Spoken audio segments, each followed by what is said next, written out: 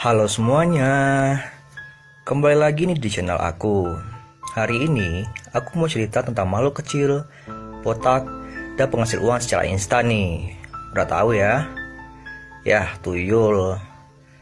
Pertama aku nggak tahu ya, ini makhluk terbilang sejenis jin atau sejenis setan.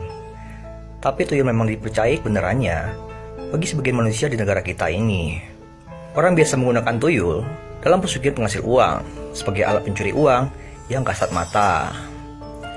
Oh iya, sebelumnya kalian tolong subscribe dulu ya, biar bantu aku mengembangkan channel ini. Udah ya, langsung aja nih. Menurut kepercayaan masyarakat, tuyul berasal dari janin manusia yang meninggal sebelum dilahirkan. Roh si janin kemudian menjadi tidak tenang dan berubah menjadi sosok tuyul. Hal ini dimanfaatkan oleh pelaku pesugihan untuk memanggil sosoknya melalui ritual tertentu. Ritual itu sekaligus menjadi perjanjian antara pelaku pesugihan dan si tuyul.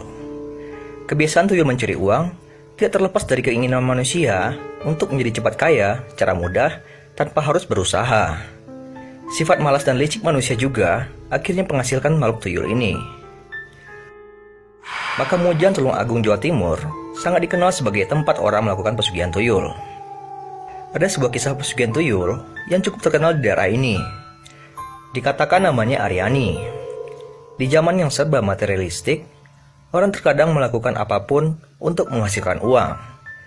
Tidak peduli apa yang dilakukannya, halal ataupun haram. Yang penting baginya bisa hidup enak, mewah dan mudah. Aryani dikatakan terpaksa melakukan pesugihan tuyul karena sudah bosan miskin. Kakek neneknya miskin, bapak ibu miskin. Bahkan saat Aryani menikah, dia mendapatkan suami dari keluarga yang miskin juga.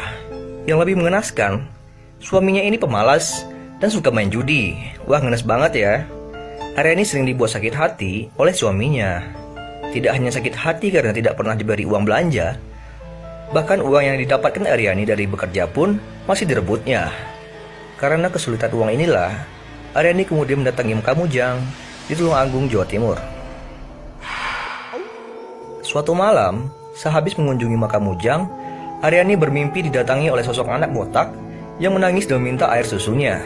Anak ini terus menangis dan memohon untuk air susu Aryani, hingga akhirnya dia luluh dan memberikan kepada bocah itu. Tapi saat dia menghisapnya, bocah itu mencengkram dada Aryani dan tidak henti-hentinya menghisap susu dari Aryani, yang menyebabkan dadanya mulai sakit. Karena merasakan sakit di dadanya, Aryani pun sadar dari tidurnya. Tapi mimpi itu terasa sangat nyata, bahkan pakainya berantakan seperti orang yang habis menyusui anaknya. Mimpi itu terus berlanjut, hingga akhirnya Aryani sadar bahwa ia diikuti oleh sosok tuyul. Dia mulai iseng menyuruh makhluk itu untuk mencari uang dan memberikannya kepada Aryani. Uang yang dihasilkan tidak pernah banyak, tapi itu datang setiap hari. Tapi intinya bukan di situ. Usaha Aryani di pasar semakin berkembang yang dia yakini karena tuyul itu. Dia yang dulunya hanya pedagang kaki lima, mempunyai toko besar di pasar itu, yang selalu ramai didatangi pembeli. Aryani yakin ini disebabkan oleh makhluk kecil itu. Tak lambat laun, Aryani menjadi bergelimang harta dan kaya. Tapi semua kekayaan yang didapatkan oleh Aryani tidak tanpa biaya dan akibat yang menyertainya. Wajah Aryani tampak kusam dan tidak bernyawa seakan rohnya tidak ada di tubuhnya. Tubuh Aryani menjadi sangat kurus, seperti kayu kering, dan kulitnya tampak tidak sehat, seperti orang yang sakit sudah lama. Hal ini mungkin disebabkan oleh si tuyul yang mengisap habis sari-sari kehidupan dari tubuh Aryani. Walaupun memiliki banyak uang untuk makan mewah dan sehat, tubuh Aryani tidak mencerminkan hal ini. 10 tahun sejak memulai pesugihan tuyul ini, musibah mulai mendatangi Aryani satu persatu. Suaminya yang penjudi dipergoki sedang berselingkuh dengan seorang wanita muda, hingga Aryani menceraikannya. Kehilangan suami tidak terlalu mengganggu Aryani, karena dia memang tidak terlalu mencintai suaminya yang penjudi. Tapi suatu hari, kejadian yang menghancurkan hatinya terjadi. Anak lelaki satu-satunya yang dimiliki oleh Aryani meninggal dalam sebuah kecelakaan. Aryani sangat sedih dan putus asa akan kejadian ini. Semua harta benda yang dimilikinya kini tidak memiliki arti. Aryani tidak bisa menikmati harta benda karena tubuhnya sakit. Suaminya berselingkuh sehingga dia menceraikannya. dan anaknya yang sangat disayanginya meninggalkannya untuk selamanya. Dunia Aryani hancur dan tidak memiliki arti. Begitulah kisah pesugihan tuyul Aryani. Setelah kematian anaknya, Aryani dikatakan menjadi gila. Ada juga yang mengatakan Aryani tiba-tiba menghilang seperti ditelan bumi. Tapi ada juga yang mengatakan kalau cerita ini hanya fiksi untuk memperingatkan orang akan pesugihan tuyul.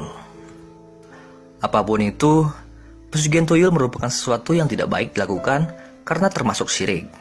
Hendaknya kita selalu berserah diri kepada Tuhan Yang Maha Kuasa dan tidak pernah terjebak pada sesuatu seperti pesugihan. Pesugihan mungkin berhasil, tapi yakinlah, jin dan setan hanya membantu manusia hanya untuk menjerumuskan manusia dan menyeret manusia bersama mereka ke neraka.